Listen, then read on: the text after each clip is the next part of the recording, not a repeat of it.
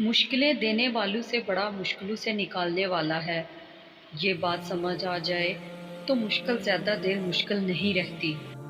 اے اللہ، جو میرے مقدر میں نہیں لکھا اس کی کوشش اور تمنا میں مجھے مبتلا نہ کرنا، اور جو میری تقدیر میں لکھ دیا ہے اسے میرے لیے آسان کر دینا۔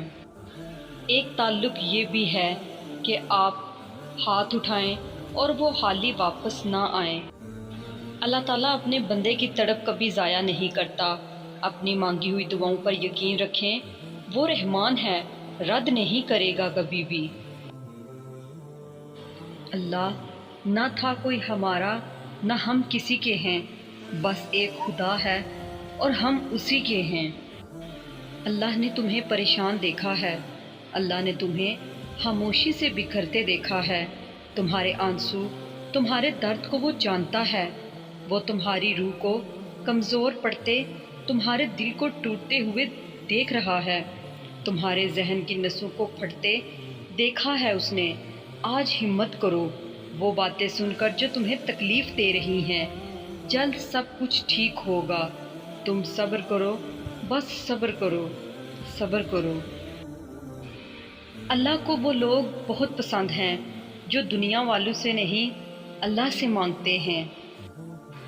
جو کہانی اللہ کے سپرد کی جاتی ہے اس کہانی کا اختتام کبھی بھی اداس نہیں ہوتا۔ یا رب، مجھے کسی کے دل پر بوجھ مت بننے دینا۔ جو مجھ سے دور ہونا چاہے مجھے اس سے پہلے دور کر دینا۔ اللہ سے مانگ کر نہیں روتے، اللہ سے رو کر مانگتے ہیں۔ گھبراؤ نہیں، یہ مشکل وقت عنقریب گزر جائے گا۔ تم یقین رکھو گے نا اللہ پر تو اللہ تمہارے لیے کافی ہو جائے گا۔ نظر انداز کر دو وہ سارے وسوسے جو تمہارے دل کو بے چین کرتے ہیں۔ تم مدد مانگو اللہ سے، پھر دیکھو کیسے تمہاری سب مشکلات کا حل نکل آئے گا انشاءاللہ۔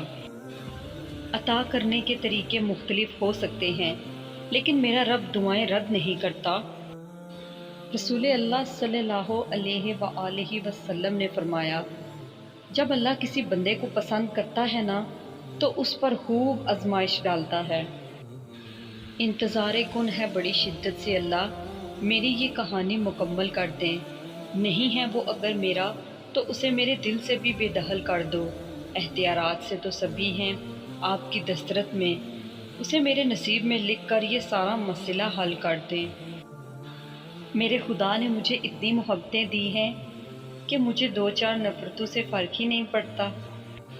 ہزاروں سوچیں الجھا دیتی ہیں مگر ایک سجدہ سلجھا دیتا ہے سب کچھ۔